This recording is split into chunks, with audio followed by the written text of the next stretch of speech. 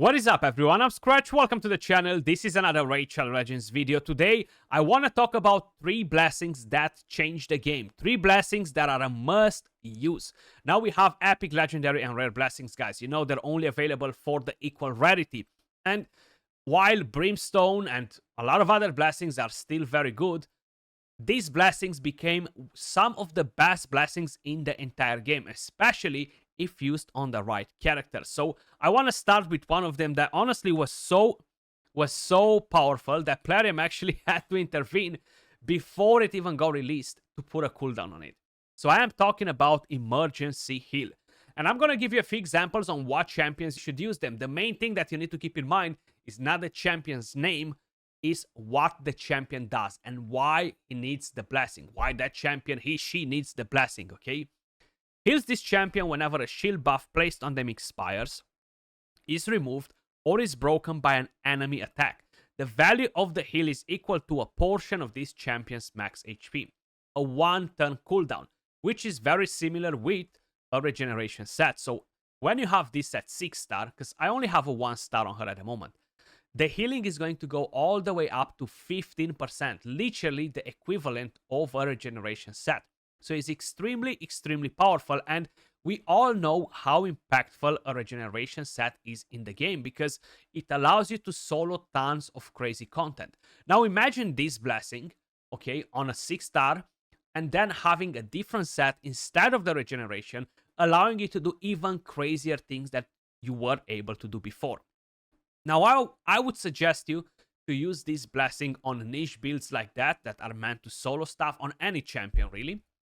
But then the champions that really benefit from this blessing, guys, are support champions or other champions that don't heal themselves. So, for example, we have Ursula the Mourner. She's an amazing support champion, right? She revives, she debuffs, but she doesn't heal. This right here can change her game, basically. This blessing right here is extremely impactful on an Ursula the Mourner. With the addition of all of the stats on your champions, having any blessing now is pretty much the same cup of tea because you're getting all of the stats regardless, you know? So, for example, I do have her right now on a regeneration.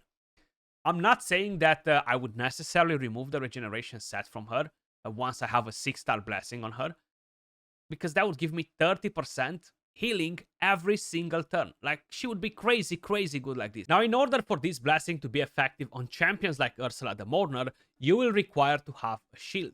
She doesn't place a shield by herself, okay? So you can bring different champions that place a shield on your team, or of course you can always make it work with a blood shield amulet. Now keep in mind, when you have an amulet like this, or a banner, or a ring from the blood shield set, you actually need to deal damage in order to gain shield. So gives wearer shield worth 5% of damage dealt after attacking. So if you're not attacking, you're not going to gain a shield, you know? So it's very important to make it work. But let's quickly have a look at an example. So if we're gonna go in the Dragon's Lair, we're gonna go on an easier stage. I'm too scared about going on that stage, I'll be honest. So I'm gonna drop all these. Let's bring in my Ursula. Ursula, where are you hiding? There we go. And we're gonna go in just with her. So I have no shield from nobody. And how you may notice, I don't have a shield. Now, if I'm using this skill, this will not deal damage. If I'm using this will actually deal damage. So now we gain a shield. And we gain another turn before the enemy. Again, we gain a shield. And we are gaining the healing when they broke the shield. 2100. That's how much healing we actually got back based on her own HP. Now, how I mentioned, if you don't have a higher blessing, a higher level, it's pretty pointless. I have a 1-star blessing on her, right? So I'm not expecting to get anything too spectacular, you see? Because we haven't gained the shield, she's not actually proccing the blessing. Right now we gained the shield and we procced, I think we procced the damage there, if I've said it correctly, right?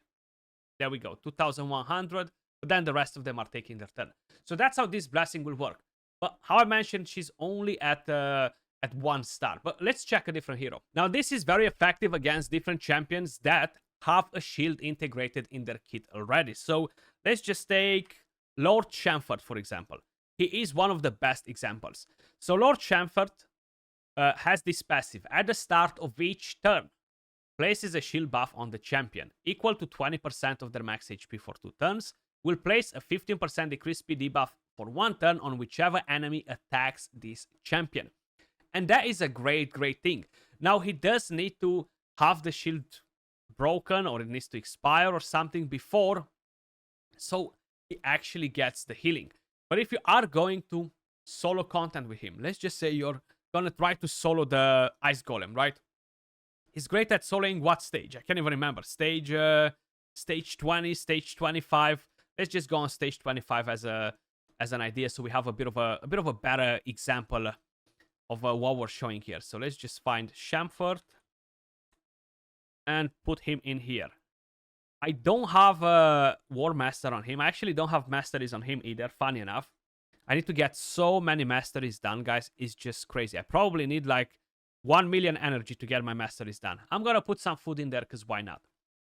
And he is currently on a bolster set. Now, once that set gets broken by the enemies, we're gonna start placing shield from the passive. But we are getting healing on top of it. Now, because he is on a bolster, we are getting healing anyway when we're taking a turn. But how you may notice, when the shield gets broken, the healing instantly procs, unlike the regeneration set, where you actually need to take the turn. You see 5,768 healing when they broke the shield. And these can be even more game-changing. A lot of times when you're trying to solo content, or you're trying different champions to solo specific content, and they're just not powerful enough, they're missing this. They're missing this much HP, and when this shield breaks, this will save them, guys. This has the possibility to save them, because you don't need to have 100% HP and shield on top of it. You can literally have 5% HP and a shield. The shield gets broken and the HP procs, okay? That's why it's so freaking awesome, you know? The next one that I want to talk about, and I actually talked about this blessing recently, and I made a video on it, is the Faultless Defense. Now, generally, reflect damage is not extremely impactful when we are talking about bosses. So you're reflecting back an amount of damage, right? Like in my case, 3% of the damage dealt. So let's just say you go in the clan boss, okay? In a clan boss run, the boss will deal to your team, I don't know, 1 million damage when you have reflect damage. So you will get 3% of that 1 million damage as damage on your team, because it reflects it back. So it is effective. Probably at 5-6 star, you get to really feel it, especially at 6 star, 15% of the damage reflected. It is very effective on the clan boss too. Like, it's probably going to add a few millions to your run, you know. But as a 1 star, 3 star, it will still make a bit of a difference, but it won't be anything extremely noticeable, you know. But still a bit of a difference. Now, the main thing that I was mentioning in the previous video, and I was wrong about it, on the Fire Knight hard mode, okay? I mentioned that I don't think it will be effective on Fire Knight hard mode, because you need a shield to survive if you want to have a 100% win rate. I do not believe that a team on a stage 10 hard mode will be a 100% win rate without a shield if you're running a martyr in there. My team has absolutely disgusting stats, and it fails. Sometimes my Krutraxa dies, sometimes even my Cardial dies, because the boss is just hitting so hard on the initial hit, you know, after he never takes a turn. So I thought that with a shield is not going to work, because in the Cursed City, a few days before I made that video, when I was doing one of the stages, the boss was breaking the shield, but was not taking any reflect damage back. So I was like, okay, it's not working if you have shield, even if it breaks the shield. But then, anyway, I had this blessing on my martyr, so I went to the Fire Knight, I've done a run, and it's actually working, because it breaks the shield anyway, and it's still working. So just so you guys have an idea of what sort of stats I have on my champions for the Fire Knight, and to understand that a team like this is not a 100% win rate without a shield. So Krutraxa has this crazy stats: 60k HP, 3.1k defense, almost 3.2k defense. Keep in mind, the higher the blessing, the higher the damage reduction too. And she has a 4-star blessing. Then my Kymar has even crazier stats, 3.4k defense, 61k HP. Cardiel, even crazier. He has almost 4k defense, and he gets one shot sometimes with increased defense from Martyr if I don't have shield. And even though they changed the way the blessings work now and we have those additional stats, I still think that it's just still happening. You know, I've done a few runs without a shield on Martyr just to see how it works, and Prutraxa was dying actually. Newt, he's not gonna die. Like, he's not in danger. Martyr again is not in danger. I have a shield. So let's do a run with this team to see how it actually works. And I do think it's absolutely game changing to have this blessing that will change the way the Fire Knight works.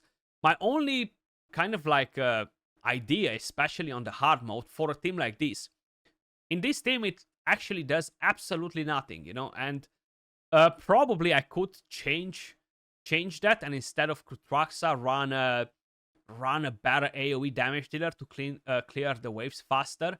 I feel like that could potentially be one thing, and it will be very helpful on the boss. I think that would be the main solution in here, honestly. I don't really imagine what other things could improve it. So check that out. You see, from 21 hits, we jumped directly to 16, and that was because the boss broke the shield on all of my team. Now, sometimes he might not break it on Newt. If he doesn't break the shield on Newt, we're not dropping 5 hits on the shield. We're only dropping 4 instead, which is fine. As long as you have shield on your team after the hit, the reflect damage doesn't count. As long as he breaks the shield, the reflect damage counts, you know. And how I mentioned, it can be effective on a clan boss at a higher star, at a higher awakening, you know. In the meantime, it's still not bad, but it won't be a very impactful damage. And you see, in this team is not changing nothing, but I feel like I can drop Krutraxa and bring in an AoE damage dealer that could clear the waves faster and then deal with the boss. There is one more blessing that I want to point out, guys, and we have Gembo the Dishonored, for example. He is more of a PvP champion rather than a PvE. For PvE content, like when we're talking about waves or Hydra or just bosses or enemies that have a very high level, there's no question, there's no doubt that Crushing Rend is the most powerful and most broken blessing in the entire game. We're seeing it all the time, champions being able to one-shot bosses and do crazy things because of this Crushing Rend. But for a champion like Gembo, right, at 4-star, for example, I get to ignore 1% of the target's defense for every 40 levels, which is pretty much nothing. Even in Arena, a champion has 60 levels. So I will ignore, at 6-star, 6% of the target's defense. It's kind of like the equivalent of a cruel set, which, yeah, is still a pretty good chunk of damage. It does bring up quite a bit of damage. But we have this new amazing blessing, which honestly, I do think that is very, very interesting. And that is Heaven Cast. Increases the damage inflicted by this champion according to the number of buffs on them. Now, this champion buffs himself with increased crit rate, increased crit damage. There are a lot of champions in the game that buff themselves that will get to do insane damage because of the buffs that they are putting on themselves. And not just that, the more buffs, the better. As long as you are playing it right with the right champions in your team, have a shield on somebody, then have an increased attack from somebody else, you're already instantly getting 4 buffs. Now, when you have this at 6-star, getting 4 buffs is the equivalent of 8% more damage. So let's just say you're doing 100k per hit, you're gonna get approximately 8% from that damage, you know, which is a pretty big chunk of extra damage on top of it, you know. So this is a very, very solid blessing. Let's just go, for example, as an idea to change it and go to Arena, you know. I forgot that I haven't changed it from the old one. I used to have Crushing Rend on him because I didn't really have any better options. Like, before, if you were thinking about it, the only other option you had for damage dealers was Phantom Touch. And Phantom Touch, again, is not great for champions that deal AoE damage, you know, so it was a waste. That's why I went with Crushing Rend, because he's an epic hero. Yes, we do have amazing blessings for legendaries, like you have Lightning Cage, you have Soul Reap, you have a few different options, but those don't work on epics. So this right here is not only effective for epics, is effective for a lot of other champions. And I will make a video once I'm going to get it on the other champion, because I just think it's absolutely game-changing for Rathalos, for example, you know, and I'll be doing a video on that just to show how powerful it is and go more into a in-depth explanation of why I think that.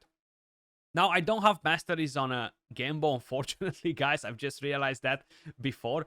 But I'm still going to take him for a spin and show you, with a lot of buffs, how his damage performs, you know. And maybe it was a good idea if I was going in without that blessing, just to see a bit of increase in damage. It would have been a good idea, but I didn't thought about it too much.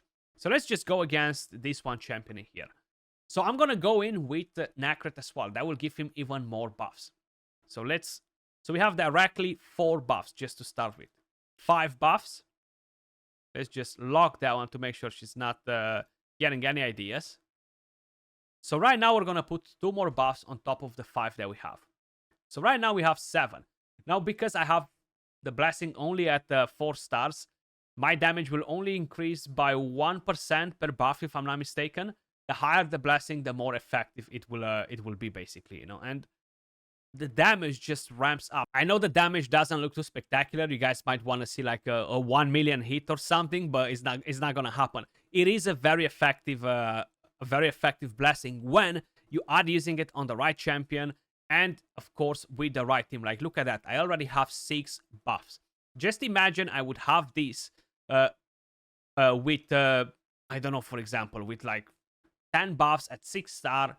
That would already be directly an insane amount of damage. 20% damage with 10 buffs, you know, 20%. And if you are doing a Hydra run, if you're doing something like this for Arena where you have champions that buff a lot, it's extremely effective. It might not be great on all of the champions for Hydra. It really depends what they are doing.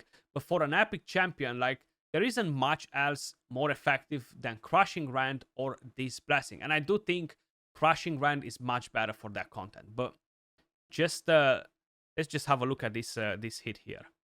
139 was the biggest number I've seen to the right side. It just happened a bit too fast, but it's a very effective blessing. Now, you could use this on champions like, for example, we have Atlan. He buffs himself, right? He's putting 2 buffs. But it really depends what other characters you have in your team as well, you know. And it doesn't necessarily need to be only on attack damage dealers, guys. You can use it on champions like even a Ragash, for example. You know, he is a legendary, so I'm just giving you a random example in here, but he buffs himself, right? He puts buffs, then he uses the AoE skill, depending on how you decide to go with it, but it's a pretty interesting option. The thing is, you need to have a lot of buffs. Samson is bringing directly 2 buffs. If you have a few more from a different champion with the shield, that can be effective too, because Crushing Rand is not that effective for PvP. This is much better. Now, it doesn't work on bombs, on HP burn, or poisons, unfortunately, so do not expect to see that to work in there. Imagine a Sun Wukong in Arena with that blessing, using the A3, stealing all of the buffs from the enemy, having like 5, 6, 7, 8, 9, 10 buffs that he stole, and then going in with the A2, you know, and splashing the damage on everybody, just wrecking everybody. That can be very interesting, guys, you know, so keep that in mind. I just kind of like wanted to point this out, guys, because I do think they're very solid blessings, and because we have the free blessing change, at the moment, you don't want to do the wrong choice and pick a blessing that it might not be as effective, and then you have to pay the gems to change it, you know. So that's why I wanted to point out all these blessings in today's video. Let me know your thoughts in the comments down below. Which one of the newly reworked blessings is your favorite? Much love. Appreciate all of you guys watching, and I'll catch you all in the next video. Peace.